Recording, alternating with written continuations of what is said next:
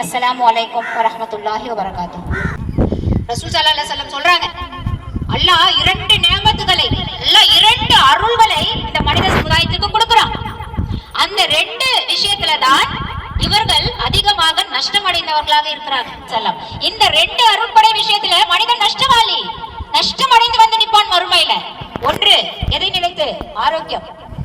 இரண்டாவது நேரம். ஆரோக்கியமும் நேரமும் அல்லாஹ்வுடைய மிகப்பெரிய அருட்படைகள்ல ஒரு அருட்படை. இன்னைக்கு கீழே உட்காந்து பயான் கேளுன்னு சொன்னா நம்மளால எல்லாம் முடியுமா? சஜ்தா பண்ணு, ஒரு 10 நிமிஷம் சஜ்தா பண்ணு. இன்னைக்கு ஆரோக்கியம் இல்ல, முடியுமா? ஆரோக்கியம் இருந்த காலகட்டத்துல என்ன செஞ்சோம்? எவ்வளவு சஜ்தாக்கள்ல விழுந்து கிடந்தோம். இன்னைக்கு சேர போட்டு தொழக்கூடிய ஒரு நிலைமை. உங்க வயசுல இருக்கும் போதெல்லாம் இந்த அளவுக்கு மார்க்கம் சொல்லி கொடுக்கப்படல, இந்த அளவுக்கு தெளிவான மார்க்கங்கள் எங்க கிட்ட எடுத்து சொல்லப்படல. தொழுவுங்க, நோக்கு வைங்க, ஓதுங்க, பயான் கேளுங்க, வாரம் வாரம் பயான் இப்படி எல்லாம் வச்சு எங்களுக்கு ஒண்ணும் அந்த நாள்ல மார்க்கத்தை சொல்லல. அப்போ அன்னைக்கு ஆரோக்கியம் இருந்த காலத்துல எல்லாம் உங்களை மாதிரிதான் இப்ப ஓடி போய் விளையாடின மாதிரி விளையாட்டு வந்தோம். பயான்களை கேட்டு அதுல கிடைக்கக்கூடிய நன்மையை பெற்றுக்கொள்ளக்கூடிய வாய்ப்பு எங்களுக்கு கிடைக்கல, நோக்கு வைக்கக்கூடிய வாய்ப்பு கிடைக்கல.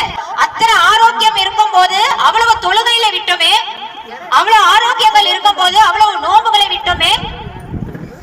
ஆனால் இன்று கை சேதம் அடைஞ்சு அதெல்லாம் எப்படி திருப்பி கொண்டு வர்றது? அத்தனை பக்கத்து தொழுகையை எப்படி இப்ப பேலன்ஸ் பண்றது? அல்லாஹ் கிட்ட நாளைக்கு போய் நிக்க போறோமே, எப்படி அல்லாஹ் இடத்துல நாம போய் பதில் சொல்றது? ஏன் சொல்வல? அல்லாஹ் கேட்பான். அல்லாஹ் எத்தனை அருட்படைகளை கொடுத்திருக்கிறானோ அத்தனை அருட்படைகளை குறித்தும் கேள்வி கேட்பான். ஆரோக்கியம் ஒரு அருட்படைன்னு அல்லாஹ் சொன்னா, ஆரோக்கியத்தை நீ என்ன செஞ்ச? எப்படி நான் கொடுத்த ஆரோக்கியத்தை நீ பயன்படுத்தின? நேரம் ஒரு அருட்படைன்னு அல்லாஹ் சொன்னா, அந்த நேரத்தை நீ எப்படி செலவு செஞ்ச? உன் வாலிபத்தை நீ எப்படி செலவு செஞ்ச? வாலிபத்துல ஆரோக்கியமா இருந்தியே, நான் நல்லா உன்னை ஓடி ஆடி விளையாடுற அளவுக்கு வச்சிருந்தனே, அன்னைக்கு என்ன செஞ்ச? என்ன பதில்? என்ன பதில் வச்சிருக்கோம் அப்படி இடத்துல போய் சொல்றதுக்கு? சரி, இன்னைக்கு இருக்கிறது இன்னும் ஒரு 2-3 வருஷம் கழிச்சு இந்த உடல்நிலை இருக்குமா? இன்னும் நம்மளோட உடல்நிலை பலவீனம் அடையக்கூடியதா தான் நல்லா படைச்சிருக்கான். அதனால தான் ஆரோக்கியத்தை அருட்படைன்னு சொல்றான். அப்ப அவ்வளவு வாய்ப்புகள் எல்லாம் கொடுக்கும் போது அது ஆரோக்கியம் இருக்கும் போதும் பயன்படுத்தல, நேரங்கள் இருக்கும் போதும் பயன்படுத்தல. இன்னைக்கு நேரம் பத்தல, ஆரோக்கியம் பத்தல, இன்னைக்கு கை சேதம் அடைஞ்சு நிக்கிறோம். இதை இன்னும் தவற விட்டுட்டே போனா இன்னும் எவ்வளவு கை சேதம் அடைகிறது? நாளைக்கு மறுமையில போய் எப்படி நிக்கிறது? சஹாபாக்கள் இந்த நன்மையை திரட்டுற விஷயங்கள்ல எப்படி இருந்தாங்க? எவ்வளவு போட்டி போட்டாங்க? அந்த காலத்துல அவ்வளவு வருமானம் தானம் தர்மம் பண்ற அளவுக்கு ஒன்னும் பொருளாதாரம் பெருத்து எல்லாரும் இடத்துல இல்ல. இருந்தாலும் தன்னிடத்துல இருக்கக்கூடிய ஒரு விஷயம் ஒரு சின்னதாக இருந்தாலும் அதை கொண்டு எப்படி நாம் நன்மையை சம்பாதித்துக் கொள்வது அப்படின்னு சொல்லிட்டு எவ்வளவு போட்டி. இன்னைக்கு நம்ம தர்மம் செய்யணும்னு நினைச்சா நம்ம எப்படி இருக்கிறோம்? இன்னைக்கு ஒரு அமல் செய்யணும்னு நினைச்சா நம்ம எப்படி இருக்கிறோம்? அப்ப நம்ம இடத்துல இவ்வளவு சோம்பேறித்தனம், ஆரோக்கியம் நேரத்தை வீணாக்கிட்டு இருக்கிறோம். ஆனா சஹாபாக்கள் அப்படி இல்ல, போட்டி போட்டாங்க. கொஞ்சம் வசதி படைச்சவங்க எல்லாம் தர்மம் செய்யும் போது வசதி இல்லாதவங்களுக்கு பொறாம மீன்ஸ் அந்த போட்டி. நாங்க என்ன செய்யறது?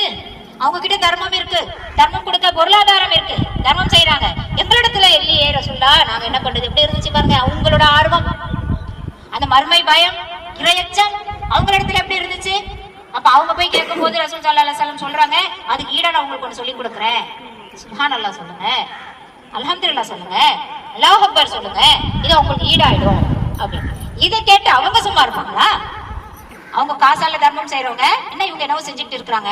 இல்ல, நாங்க இதை செஞ்சா தர்மம் கொடுத்ததுக்கு சமம், தர்மம் செஞ்சதுக்கு சமம். சுப்ஹானல்லாஹி வல்ஹம்துலில்லாஹி வலா இலாஹா இல்லல்லாஹ் அல்லாஹ் அக்பர் சொன்னா தர்மம் ரொம்ப ஈஸியான தர்மம் செஞ்சதுக்கு சமம். ரசூலுல்லாஹ் சொல்லி கொடுத்தாங்க, அதனால நாங்க செய்யறோம்.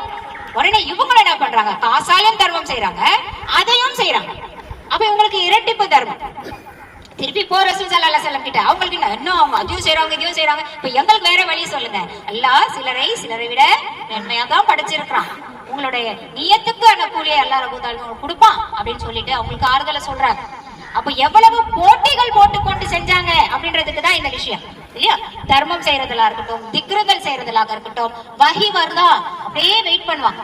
சஹாபா பெருமக்கள்லாம் வஹி ரசூலுல்லாஹ்க்கு வந்தா, ஐயோ இன்னைக்கு வந்தா என்ன விஷயம் வந்திருக்குன்னு தெரியலையே, எது சொன்னாலும் உடனே அதை நம்ம ஃபர்ஸ்ட் கடைபிடிச்சிட்டோமே அப்படின்றதுல ஆர்வம் காட்டிக்கிட்டே இருக்கக்கூடியவங்களாக தான் இருந்தாங்க. அதே மாதிரி ஏதாவது வந்து இன்னைக்கு ஏதாவது வஹி வந்துச்சா அப்படின்னு கேட்கக்கூடிய சஹாபாக்களும் இருந்ததா ஹதீஸ்ல நம்ம பார்ப்போம். இன்னைக்கு உங்களுக்கு ஏதாவது புது செய்தி இறைவனிடத்துல இருந்து வந்துச்சா? ரப்பு ஏதாவது கட்டளையிட்டு இருக்கானா? ரப்பு ஏதாவது தடை செஞ்சிருக்கானா? சொல்லுங்க, நாங்க முதல்ல இருக்கணும், அதை அமல்படுத்தக்கூடியவங்க முதலாதான் நாங்க இருக்கணும் அப்படின்னு சொல்லி போய் கேட்பாங்க. உம்மு ஐமன் ரலியல்லாஹு அன்ஹா கேள்விப்பட்டிருப்போம். யார் அவங்க? ரசூல் ஸல்லல்லாஹு அலைஹி வஸல்லமோட வளர்ப்பு தாய். ரசூல் ஸல்லல்லாஹு அலைஹி வஸல்லம் மரணிச்சதுக்கு பிறகு ரசூல் ஸல்லல்லாஹு அலைஹி வஸல்லம் அவங்களோட கடமைகள் எல்லாம் இறுதி சடங்கெல்லாம் முடிஞ்சதுக்கு அப்புறம் உமர் ரலியல்லாஹு அன்ஹு அவங்களும் அபூபக்கர் ரலியல்லாஹு அன்ஹு வாங்க, அவங்க ரொம்ப பாசமா வளர்த்தாங்க ரசூல் ஸல்லல்லாஹு அலைஹி வஸல்லம். அவங்க என்ன நிலைமையில இருக்கிறாங்களோ வாங்க போய் பார்த்துட்டு அவங்க உம்மு ஐமனை சந்திக்க போறாங்க. போனா அவங்க அழுதுட்டு இருக்காங்க. சரி, துக்கம் உள்ள மாதிரி வளர்த்தாங்களே, என்ன பெத்த பிள்ளை இல்லைனாலும் பிள்ளை இல்லைன்னு ஆயிடுமா? ரசூல்லா போன துக்கம் நம்மளுக்கே இருக்கு, அவங்க வளர்த்தவங்களாச்சே அப்படிதான் இருக்கும் அப்படின்னா நான் அது கழுவுல. அவங்களோட மன தைரியம், அவங்களோட இந்த ஈமான் இறைச்சம், நான் அது கழுவுல. அல்லாஹ் கொடுத்தான், அல்லாஹ் இடத்துலதான் அவர் போகணும். இங்க இருந்ததை விட ஒரு சிறந்த அந்தஸ்துல தான் அவர் போயிருப்பாரு. நான் அதுல மிகல் மகிழ்ச்சி. எப்ப எது கழுவுறீங்க? இனிமேட்டு வகி வராது, எது நல்லது எது கெட்டதுன்னு சொல்லக்கூடிய ஒரு வாய்ப்பு இல்லையே.